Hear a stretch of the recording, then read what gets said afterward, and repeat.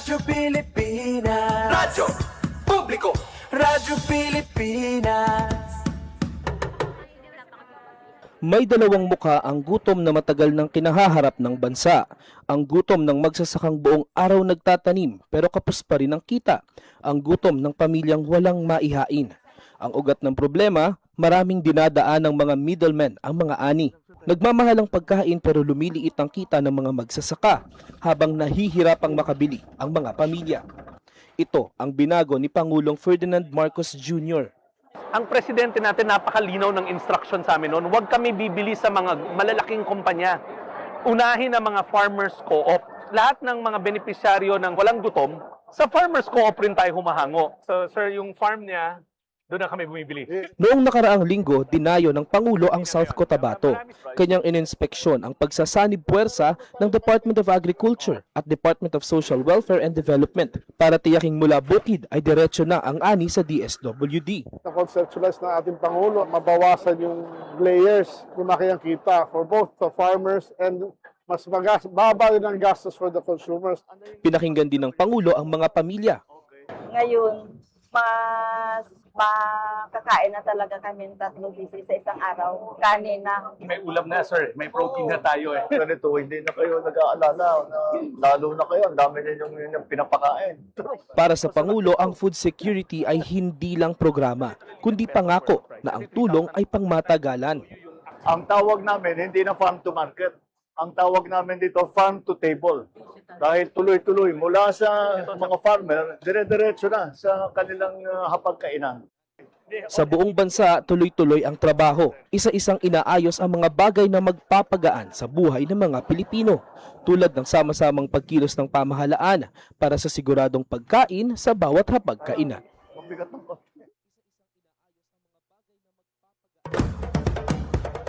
Ito ang Presidential Broadcast Service Radyo Pilipinas, Radyo Publiko. ng Bagong Pilipinas para sa Bagong Pilipino. Naghahatid ng mahahalagang balita at impormasyon na guugnay ng pamahalaan sa sambayanan. Tulay sa himpapawid ng serbisyo publiko. Radyo Pilipinas. Radyo Publiko. Ang boses ng Pangulo. Sa Iloilo, Radyo Pilipinas. 585 AM. Oras sa Radyo Pilipinas, alas 9:06 sa aga.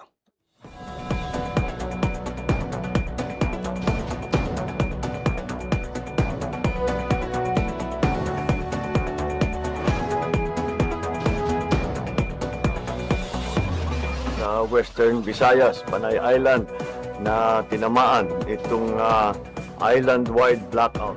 Ang pagsulod mo gid sa Maasin Watershed. Pinaka-purpose nila ini para sa operation nato. We have that in collaboration with the Department of I am Health. again standing up. Mapiktahan ang ila freedom of expression. Office of Civil Defense naman po. Balita, issue, kag iban pa. Diri sa Radyo Pilipinas, Radyo Publiko.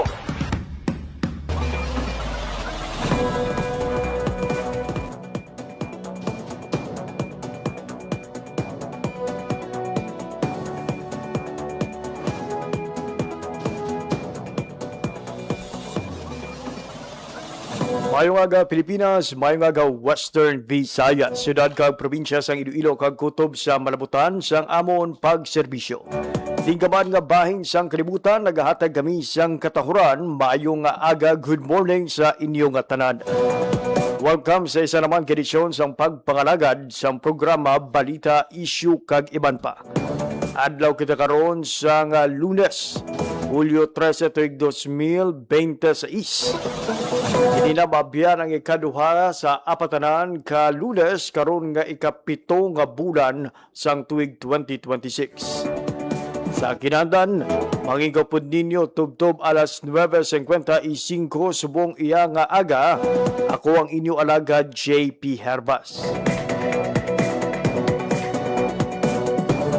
Sa akton mga sukitag paramati all over Western Visayas, probinsya sa Baclan, Antique, Capiz, Guimaras, Iloilo kag Negros Occidental, maayad-ayad nga aga sa inyong tanan. Ginatami taman sa isa ka medayad nga aga ang tanan nga mga overseas Filipino workers and Filipinos living abroad nga nagaupod sa aton nga pagpangalagad pinaagi online. Ang palatuntunan, balita, issue kag iban pa sarang nga mabatian live sa 585 kHz sa lilisuan sang inyo mga radyo. Live man kita nga mabatian sa 58 kung sa aton nga official Facebook page ang Radyo Pilipinas Iloilo. Kamusta kamo mga abyan? Kamusta nang epekto sang habagat sa inyo sining nga mga lugar? Matapos ang pila ka adlaw nga pagbubo sa nga makusog nga pag-ulan, nakalipay naton nga subong adlaw sang Lunes. Nagkit-ana naton ang pagsilak sang haring adlaw.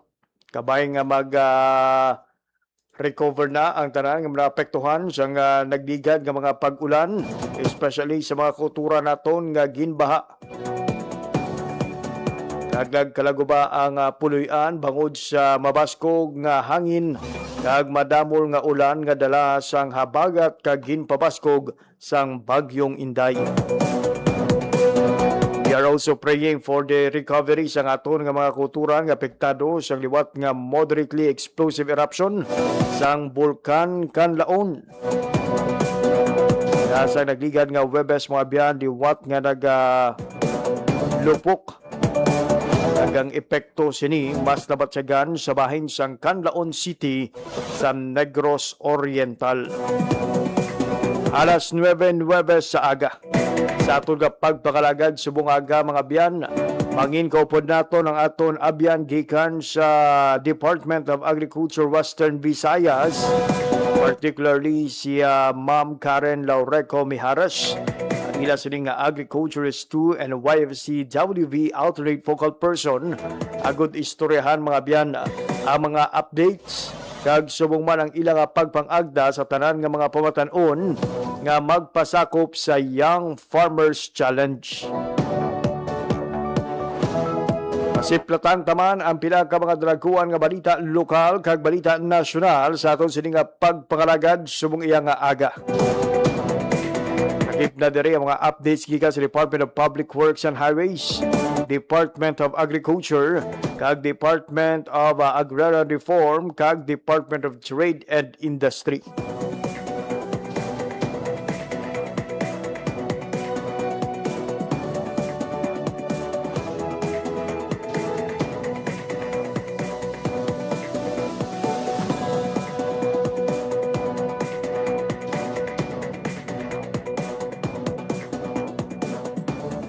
Mga biyan, ang aton nga presidente ang nagmando sa Department of Public Works and Highways tuhoy sa gilayon nga paghiwat sang technical assessment sa Kulyat Bridge 2 sa Congressional Avenue sa Quezon City.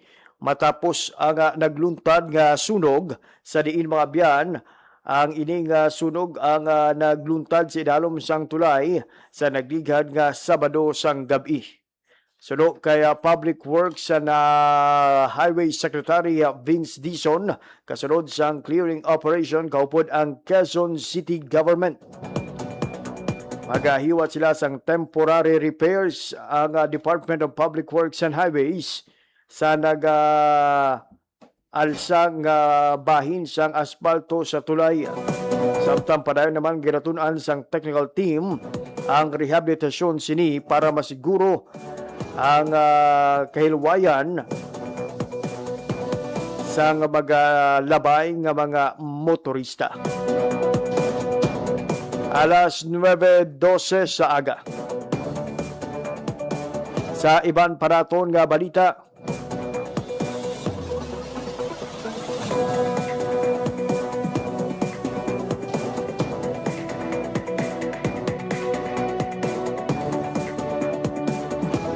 nagpanagtag ang Department of Agrarian Reform Condar sang 1,286 kapitulo sang duta na nagasakop sang 795 hektarya sang 100 o konsay 193 ka mga agrarian reform beneficiaries kon ARB sa Negros Occidental.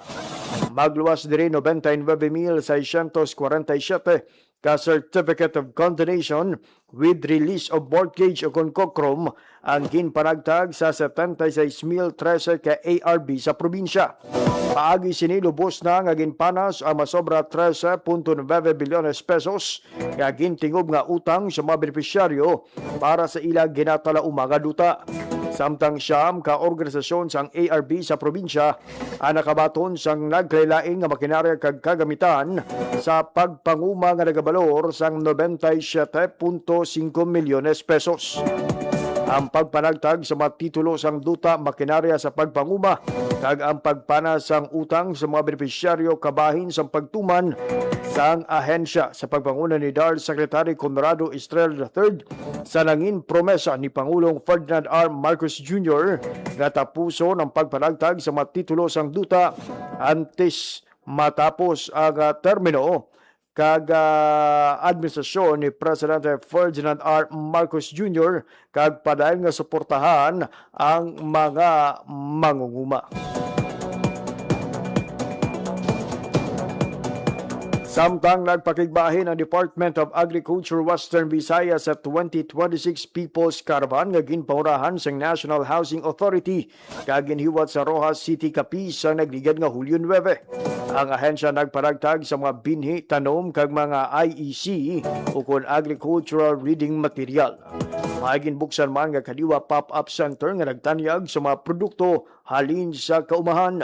Maagin baligya man nga 20 pesos kada kilo nga bugas bilang kabahin sa pagtuman sa ninhandom ni Presidente Ferdinand R. Marcos Jr.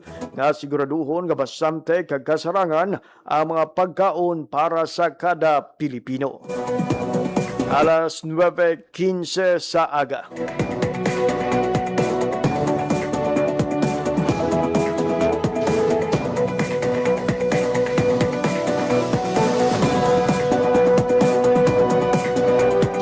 Samtang sa nagligal ka Webes mga biyan, forma nga gininaguruhan sa Southeast Asian Fisheries Development Center Aquaculture Department o kung SIFDEC AQD sa banwasang Tigbawan, Iloilo ang tatlo ka bag-ong pasilidad sini.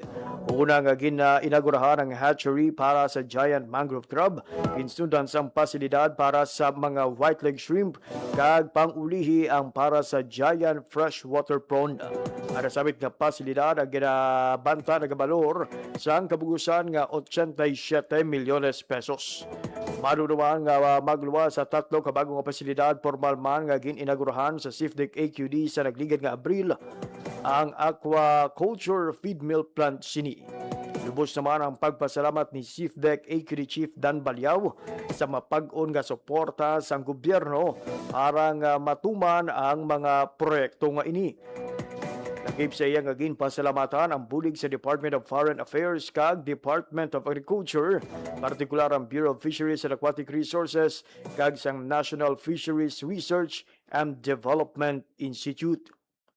Oras sa Radyo Pilipinas, 9:16 in the morning. Radyo Pilipinas. Radyo Publiko. Radyo Pilipinas. Standby mga biyan ha, sa di lamang madugay. Mapakigangutan na nato ng aton nga bisita subong iyang adlaw. Agud istoryahan ang tuhoy sa Young Farmers Challenge kon YFC. Sa kakompetisyon sa Department of Agriculture para sa mga pamatanon. Nabaruan nga sa nagdigat nga mga edisyon sang sining tuigan nga kompetisyon sa mga pamatanon, ang Western Visayas ang ginakabig may pinakamadamo nga awards. Subong pagabuksan liwat ini mga biyan sa karon iya nga tuig. Kamustahon nato ng pagpanghanda sa DA Western Visayas kag ang ila sini nga mga pagpangagda sa tanan nga mga bisita o kung sa tanan naton nga mga pamatanon nga pasakop sa siniiyang kompetisyon.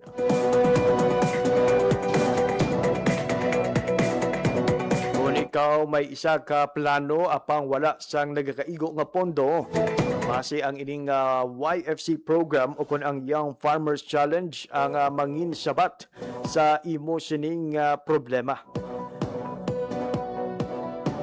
Pero paano bala makakuha sa nga sining pondo gikan sa aton gobyerno? Ina ang aton nga igapamangkot man sa ingid lamang madugay. Kaupon naton karon sa piyak nga linya to give us the latest update from DA Western Visayas, particularly sa Young Farmers Challenge. We have Ma'am Karen Laureco Mijares, ang aton sining Agriculturist 2 kag YFC Western Visayas alternate focal person. Ma'am Karen, good morning and welcome back sa pagpakalagad sa programa Balita, Issue kag Iban pa.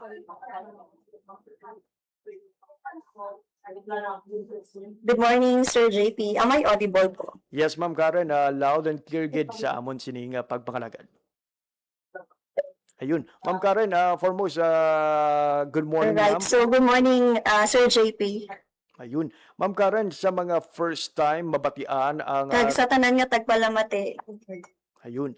Mama Karen, sa mga first time mabatian ang tuhoy sa Young Farmers Challenge ikon YFC, can you give us a brief history lang kag sang katuyuan sang Young Farmers Challenge? So, ang Young Farmers Challenge is a inika flagship program sa Department of Agriculture, pinaagi sa Amas kag Amad. Yun lang sa inisang 2021, agad maingganyo ang mga kabataan niya magsulod sa agrikultura kag agribusiness. It is a competitive financial grant assistance program.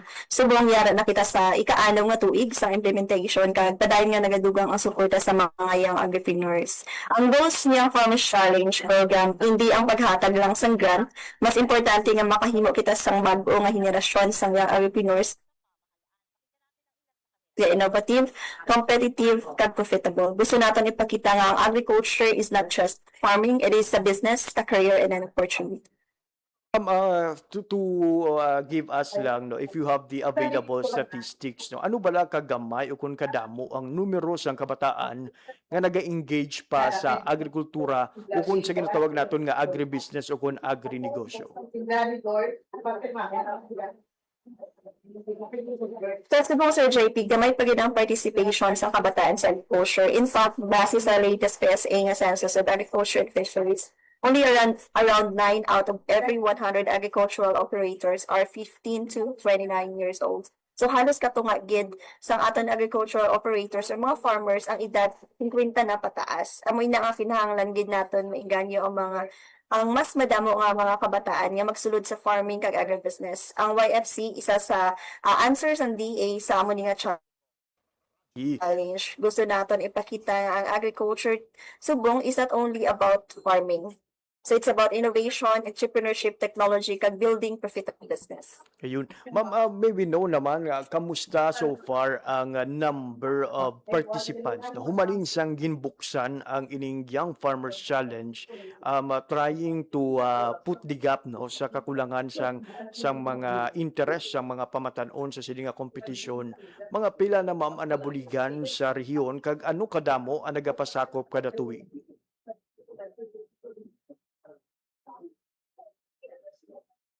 Okay. May internet hindi stables. Pero diri sa Western Visayas, proud kami nga humalin sa pagsugod sa YFC since 2021 at 241 agri-fishery enterprises na composed of 373 young farmers ang nakabaton sa startup grants. Kag sa upscale, may arama kami natagaan nga 9 agri-fishery enterprises composed of 10 young farmers. Sa intercollegiate, may arama kami natagaan nga 3 na ka-student teams composed of 9 students. Pag sa overall, may ara kita 392 youth nga nabuligan sa YFC program. So, aside from the grant, we also nakahatag kami sang business development assistance sa 4 ka university, sa Guimaras State University, West Visayas State University, University of Antique, and Aklan State University. We gave them worth 1 million each as business development assistance for their students and other youth beneficiaries. Aside from that, we also gave 33 agricultural machineries and equipment sa aton nga mga previous YFC awardees kag 3 ka youth associations as part of a continued support for the business development. I see. So, wala nag-untat sa paghatag sang granted. Even sa ila sila nga pag-graduate, ma'am, padayon gali ang pagpalabot iya sang bulig sang DA, not only in the marketing side, but even sa ila sila nga pag-produce, pinagi sa paghatag sang sining mga makinarya sa ila sining nga mga ginaproseso o kung ginabaligya nga mga produkto. Ayun. Ma'am, Yes, Sir JP, may kita ginatawag nga business development assistance. Ma'am Karen, ang na-mention mo kaina ma'am nga numbers that only speaks of the awardees, no, ang mga nakabaton. Pero as to the applicants ma'am, mga pila ma'am kabilog ang nag-apply o kung nagpabutyag sang interest so far, madamo gid bala ma'am ang pasakop sa sining kompetisyon? Since 2021, good sir. Every year, sir, may araw kami mga more than 50 ka-applicants ang nag-apply. So, gabari siya, sir, every year. So, sang 2021, depende kasi sa target namon, but we receive mga more than 100 applicants. 2021, 2022, and then 2023 to 2025, we receive mga 70 to 90 per applicants. This 2026, nasa pre-registration pa lang kami kag-application period. So we had 138 nga pre-registered nga applicants pero wala pa sila nakasubmit sa requirements. Wow, that speaks volume. Kiti 138 kaluyan ang initanan makapasa. This could be the highest nga number of applicants naton ma'am since we opened this Young Farmers Challenge as a competition.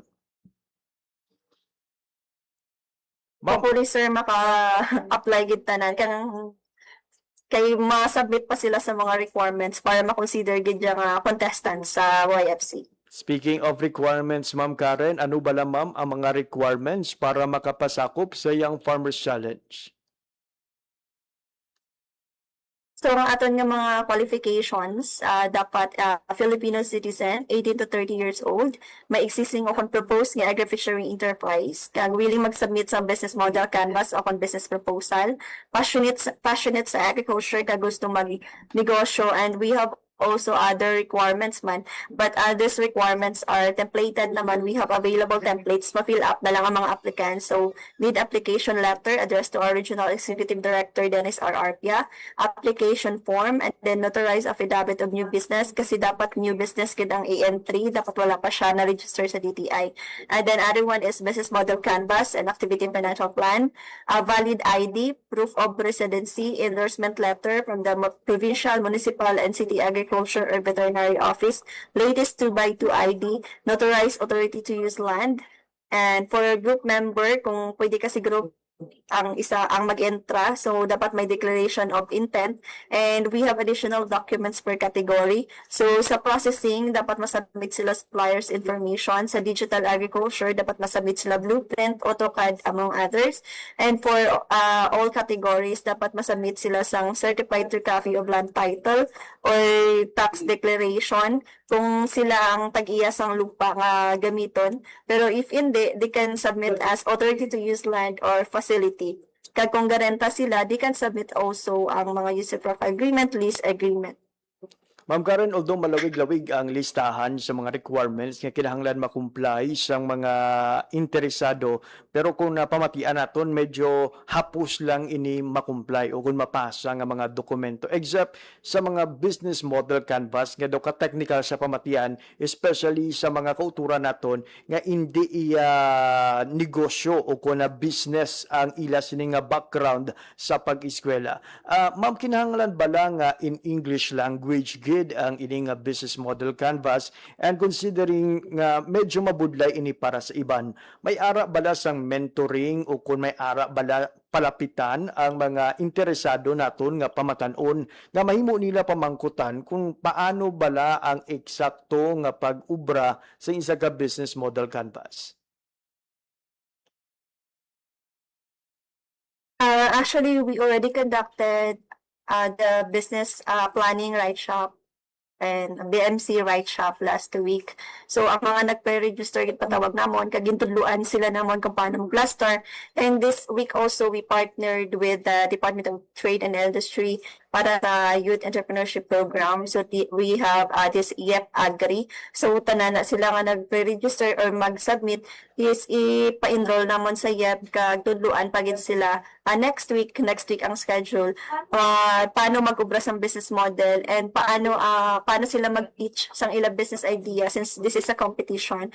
And also they can visit our office naman there is a parola for coaching because we have assigned RPMTs per province and pwede gid sila magpalapit sa ilang mga provincial agriculture office or municipal agriculture office for the guidance since 2021 pa ni siya ang YFC and may mga idea naman na ang mga agriculturist natin sa Ayun, so it's good to know nga may ara gid siyang assistance, no? Even from the start pa lang kung na wala pa nakaumpisa ang kompetisyon, ara na ang Department of Agriculture and in partnership pa subong sa Department of Trade and Industry para nga magbulig sa mga nagakabudlayan nga human sang ila sini nga mga business model canvas. Sa mga curious, ma'am, no, kay we are talking about grants, we are talking about the application process nga akadamo sa mga naga-apply. Ano bala, ma'am, ang mga premyo nga nagahulat the moment nga ikaw ang magadaog sa sini nga kompetisyon?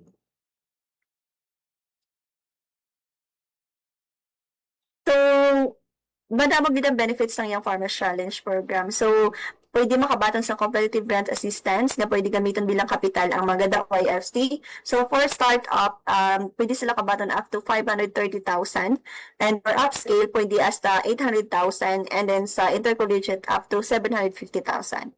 Aside from the grant, we also provide mentoring, coaching, business development trainings, networking opportunities, exposure sa national level, posibilidad nga ma-promote ang ilang mga produkto sa local kag sa national nga mga events. Kag of course sa mga national competition ang mga winners makabaton sang 300,000 grants for the startup, 500,000 sa upscale kag intercollegiate para mas mapalapad pa gid nga negosyo kag may mga dugang special awards nga gin-introduce sang last year. So may ara pa gid additional nga 50,000. So more prizes ang nagahulat sa YFC para may capital sila sa ilang negosyo. Ma'am, ang application requirements, no, nga mga kinahanglan pag-aagyan is just a portion of the entire process ng sining nga kompetisyon. Para ma-imagine sang aton sining nga mga kauturan nga magasulod sa sining Young Farmers Challenge, ano bala ang pag-aagyan sa mga kwalipikado kag ano ka budlay ini?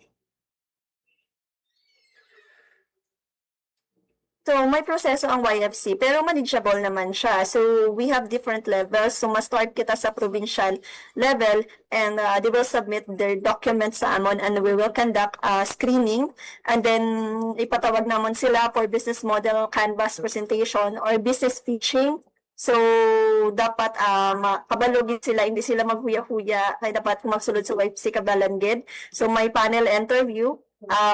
Because we have judges and para ma-qualify sa regional competition, ang mga provincial level awardees is i-monitor siya namon before namon sila isulod sa regional level and then ang madaog nga 7 sa regional level sila ang makompete and ma-represent sa Western Visayas sa national competition. May effort gid pero hindi kinahanglan nga mag-start ka nga expert ka na.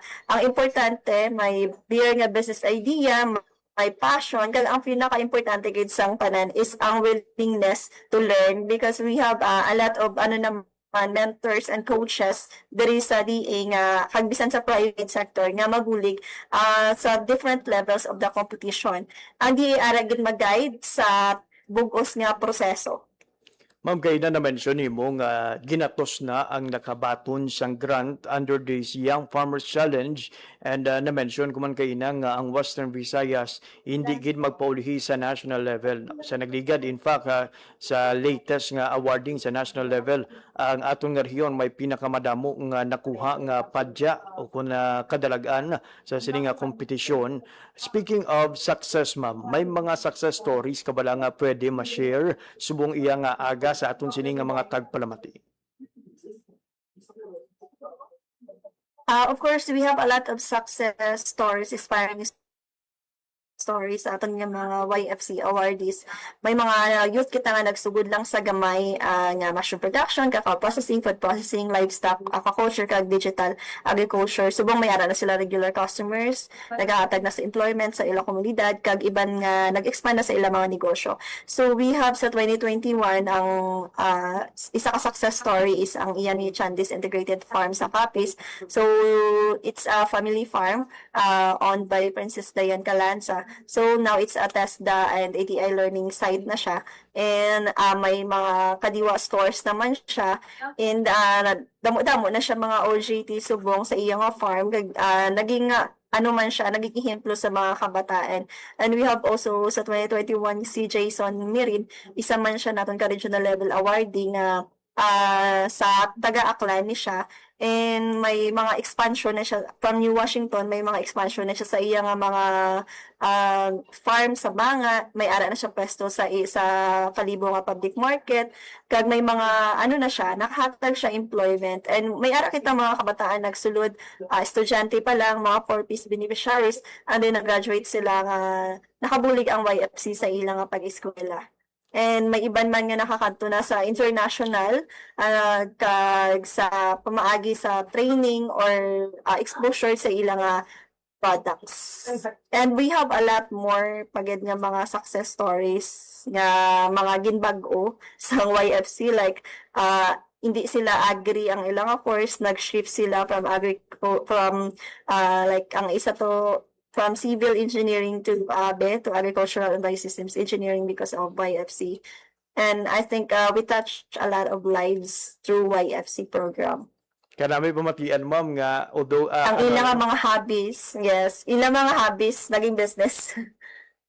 and it's good to know nga ang iban nga wala kung tani interest sa pagpanguma. Through the YFC, nagka-interest nga mangin isa ka mangunguma kung hindi gani isa ka agri-negosyante. And we look forward nga pinaagi sa sining nga mga kadalagaan, kaga istorya nga napaambit ni mo madamo pagid sa mga pamatanon diri sa Western Visayas ang mag-upod sa sining panghangkat sang Young Farmers Challenge. Ma'am, clarify ko lang gali, ang 100 plus ka inang kana mention nimong pre-registered applications, ini ma'am gikan lang ini sa Western Visayas, because pwede ko magsala ma'am, the last edition mo ang pinakulihing edisyon nga ang Negros Occidental is still part of the Young Farmers Challenge of Western Visayas. Ano lang ini sir, separate na ang Negros Occidental. So in IR na gid sila. Subong it's ano na lang 5 provinces and 1 city. Ayun. Ma'am, Ang Western Visayas. so again sa aton So sining kalaban na natin ang Negros. ayun, considering separate na ang Negros Island region sa mga tagpalamati naton nga sang nagligad nga mga tinuig diri apply for the YFC. Please be informed, please be reminded nga sa subong you need to apply na sa Department of Agriculture Negros Island region. Ma'am, nga kinahanglan gid i-grab sa mga pamatanon ang ini nga oportunidad nga ginatanyag sang Department of Agriculture pinaagi sa Young Farmers Challenge. So, kinahanglan nyo gini-grab kay it is a once in a lifetime opportunity for the youth. Wala ni siya sang una sa amon nga time, sa aton nga time, sir. Damo ga reklamo sa amon nga mga 30 up nga wala ni siya sang una. Kay ini nga programa nagahatag sang kapital, nagatudlo sang negosyo, naga-mentor, kag nagabukas sang market opportunities, exposure sa mga kabataan. So kung may idea ka, willing ka magtrabaho, willing mo pangabudlayan, ang YFC pwede maging turning point sang imong nga kabuhi. Instead nga mangita ka lang sang trabaho, mahimo ikaw sang mahimo nga ikaw mismo ang maghimo sang imong nga negosyo kag maging employer ka sang iban. So agriculture today is no longer traditional. It's about innovation, technology, digital marketing, food processing, value adding kag agribusiness. Ayun. So hindi na pagulata nga 60 years old ka na bago ka mag-join sa YFC.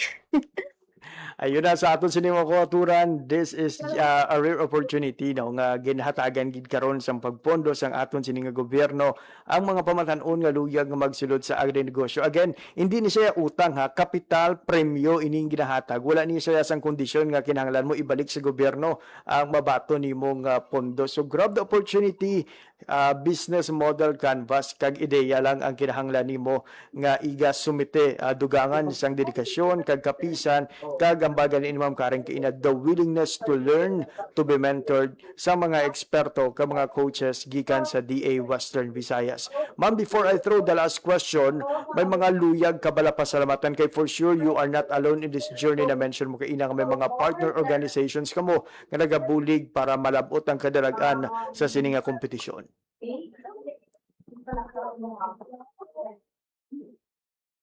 So, first of all, to God be the glory for making Western Visayas as one of the best nga RPMTs pag-implement sa Young Farmers Challenge program. And of course, hindi ni namon malabot without the support of the people around us, especially sa amon nga Regional Executive Director, Sir Dennis Arpia, sa amon nga duwa ka RTD, Ma'am Maria Teresa Tisolis, Ma'am Sardina Cawiglio, kag ang sa amon nga YFC focal person, Ma'am Maria Cristina Rizal, kag sa bilog nga Regional Program Management Team members diri sa Western Visayas, kag ang bilog nga Agribusiness and Marketing Assistance Division, and sa iban pa nga mga offices ng DA, sa mga banner programs nga nagbuligid sa amon sa pag-implement sa nga programa. Aside from that, sa mga national government agencies nga nagbulig sa Department of Trade and Industry, sa DOST, sa ano pa ba, as in damo nagbulig sa amon ATI, TESDA, and many more. And of course, sa private sectors, aton nga Regional Agri-Fishery Council, as chaired by Sir Gwen Mondihar, isa sa mga judge naton. So, daho ginapasalamatan man namon sa iya. Kag sa iban pa nga mga judges sa academe, kag sa private sector. So, madamo gid nga salamat. Kag sa tanan-tanan nga wala ko na mention. Kag of course, sa mga previous YFC awardees, one of the factors also nga permi kita gadaog kay wala gid nagauntat ang bulig sa aton nga mga YFC awardees before nga mga nagdaog sa national para buligan ang next batch. So, mega love shout out lang da sa tanan nga mga mentors and coaches nga mga YFC awardees nga wala nyo kami ginbiyaan despite nga graduate na kamo, padayon kamo nga nagabulig sa YFC Western Visayas family para mas madamo pagid ang maganyo naton nga kabataan sa agriculture kag agribusiness. Ayun. Ma'am Karen, again, ang imo sining imbitasyon sa tanan nga mga pamatanon sa Western Visayas, kag ang reminder, ma'am, sa naghilapit na nga deadline.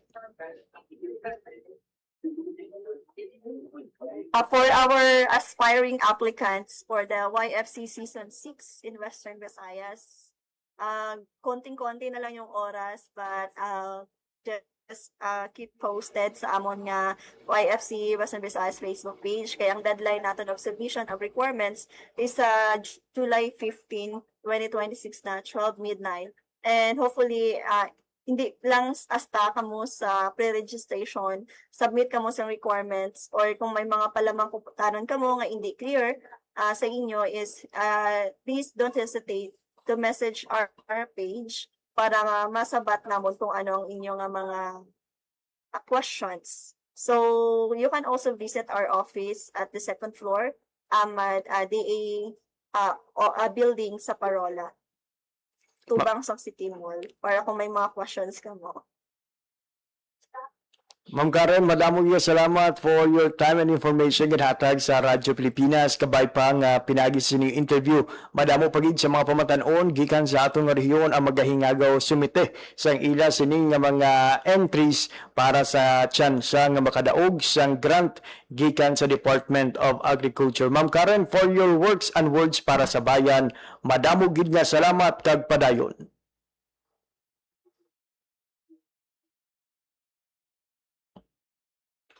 There you have it, mga abyan, si Ma'am Karen Laureco Mijares, ang aton sining abyan gikan sa Department of Agriculture Western Visayas, serving as Agriculturist 2 and YFC Western Visayas alternate focal person.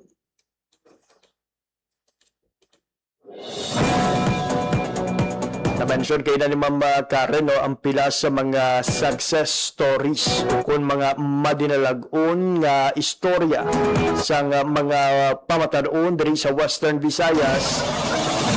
Nagsugod na bilang mga simple lang ang mga pamatanon, bit-bit ang handom nga makatukod sa ilang negosyo.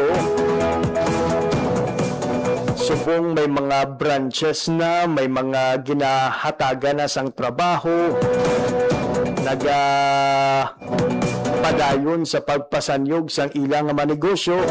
Ang iba nahatagan pa sang oportunidad nga makapadulong sa ibang nga pusod para magbaligya sang ilang mismo nga mga produkto.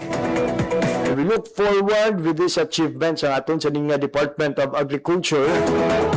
Madamo pagig sa mga pamatanon ang makilala naton na mangin successful agripreneur pinaagi sa Young Farmers Challenge. Di lango-lango mga biyan ang premyo nga mahimo nga makuha sa siniiyang kompetisyon. Or you could earn for us more than 500,000 pesos. So, pinaagi lang sa pagsumite sa business model canvas, pagpatuman sang imo sining nga mga ideya, at pagpakita sa mga panel of judges nga ang imo sining nga negosyo worthy o kung nagakaangay nga hatagan sang pondo. Pero considering nga naga-intense ang ka-level sang kompetisyon, kinahanglan siyempre ang imo sining nga ideya hindi man basta-basta. Inang nagakaangay gid siyang tunga sa milyon ka pesos nga pondo gikan sa aton gobyerno. Alas 9:44 sa aga. Again, you still have until July 15, 12 midnight nga magsumite sang inyo sining nga mga entry sa Young Farmers Challenge. And we look forward nga ang mga nag-pre-register in training as to how to create a business model canvas maghingagaw gid no sa pag-sumite sa mga entries sa YFC. Alas 9:45 sa aga, mag-aatlag lang kita sang malipot nga pahanumdom sa atong pagpanumbalik dugang mga balita lokal ang aton pag-istoryahan pagkatapos lamang sang pila ka pahibalo. Magandang araw, si Ding Dong Dantes po ito. O, tignan nga natin kung gaano ka kahanda sa landslide. Isang araw, habang nanonood ka ng TV, narinig mo may dumadagungdong na landslide sa likod ng inyong bahay. So ano ang gagawin mo? A. Pipiliting lumabas kahit na delikadong mabagsakan ng bububuong lupa. Or B. Wapakels. Ituloy lang ang panonood ng TV. C. Pagtago sa ilalim ng lamesa o sa matibay na parte ng bahay, ibaluktot ang katawan at protektahan ang ulo. Kung C ang sagot mo, congratulations! Alam mo kung paano iligtas ang sarili sa oras na magkaroon ng landslide. Dahil #panatag ang may alam. Maging panatag Pilipinas. Time to celebrate kulturang Pinoy. Tradisyon, musika, sining, literatura at iba pa. Anything and everything fun and Filipino. Ito ang Pinoy Kultura. Isa sa mga napakagandang alaala nung bata pa ako was visiting Luneta, running around the well-manicured park, staring up at the Rizal Monument, wondering sino kaya siya at bakit may memorial siya. Yung higanteng relo. Aba, I made sure to pull my parents so I could stare at the floor clock. I couldn't even read the time then, pero tuwang-tuwa pa din ako. At eto ang mas nakakatuwa sa Luneta, we didn't really need money to enjoy the park. It was for free. Namamasyal pa sa Luneta nang walang Yan ang Pinoy Kultura because our culture is cool. Maging fuel efficient. Siguraduhin na walang bagahe na di kinakailangan sa sasakyan. Magmaneho ng wasto at iwasan ang idling. May savings ka na aabot sa 15%. This is a public service announcement from the Department of Energy and this station.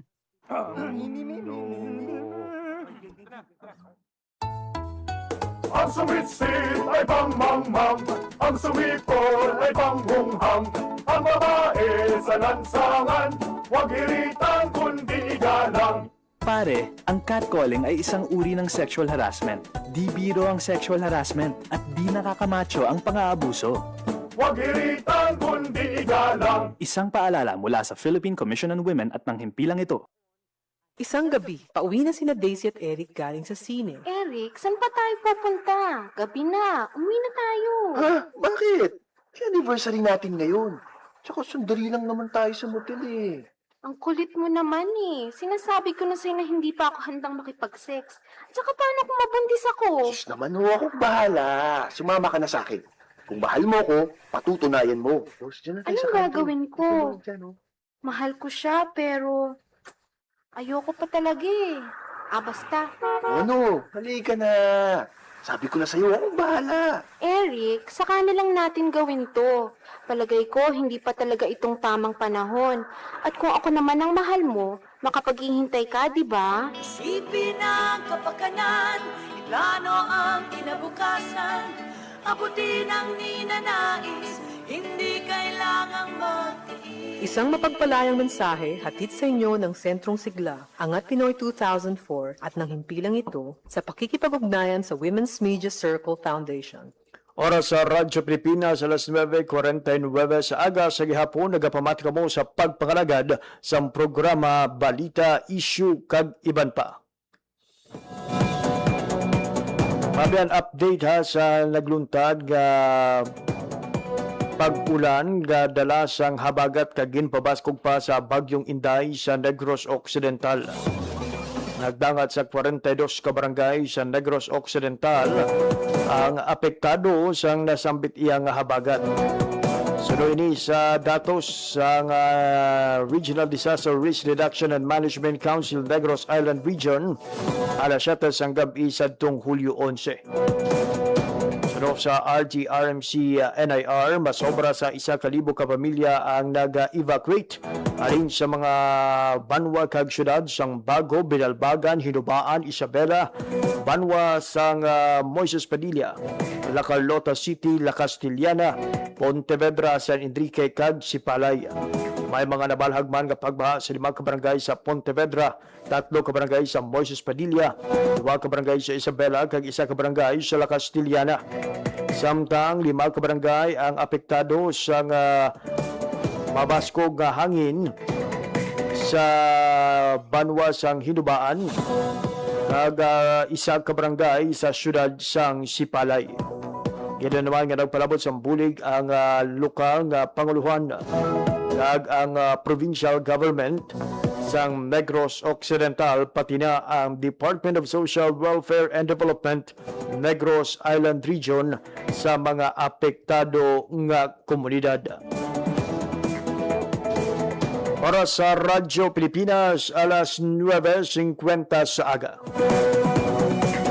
Gusto taman nga magpalawig pa kabaghatag sang dugang nga mga updates. Santo sa mga pianway na kita sang oras nga nabilin sa aton sining pagpangalagad. Bantayan ang iban pa nga mga balita gikan sa aton nga rehiyon, mga lokal nga panguluhan kag national government agencies sa iban pa nga mga public affairs program sang Radyo Pilipinas Iloilo.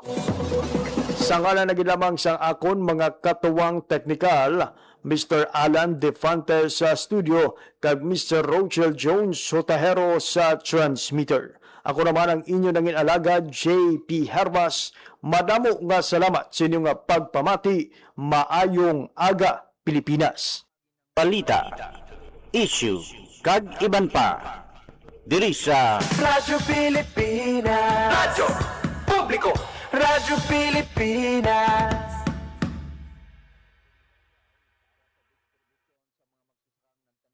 Ang inyong tulay sa himpapawid ng serbisyo publiko. Ang Presidential Broadcast Service, Radyo Pilipinas, Radyo Publiko. Radyo Pilipinas, Radyo Publiko. Kinilala ng pang-international at prestigyosong Asia Pacific Broadcasting Plus Awards 2025 para sa kategorya ng Government Streaming. Ito ay dahil sa epektibo nitong pagsasanib ng mga tradisyonal na media tulad ng telebisyon, radyo at print para masabayan ang mabilis na pag-inog ng mundo ng digital at social media tungo sa mas epektibong paghahatid ng mahahalaga at napapanahong mga impormasyon sa mamamayang Pilipino. Kinilala rin ang Radyo Pilipinas dahil sa patuloy na pag-akyat ng rating. Ngayon ay matatag sa pang-4 na pwesto sa Mega Manila ayon sa pinakahuling Nielsen Radio Audience Measurement Survey. At sa social media, nakamit ang mahigit 2,000% pagtaas ng bilang ng mga sumusubaybay sa Radyo Pilipinas page sa unang bahagi ng 2025. Patunay ito na ang inyong Radyo Pilipinas Radyo Publiko ay tunay na kaagapay ng inyong pamahalaan sa paghahatid ng serbisyo sa mga mamamayang Pilipino. Mula sa aming lahat, sa ngalan ng inyong pamunuan at mga kawani ng Presidential Broadcast Service, kasama ang inyong mga himpilan ng Radyo Pilipinas sa buong kapuluan. Maraming salamat po sa inyong lahat, sa inyong pagtangkilik at pagkilala. Radyo Pilipinas. Radyo Publiko. Radyo Pilipinas. Radyo Publiko. Radyo Pilipinas.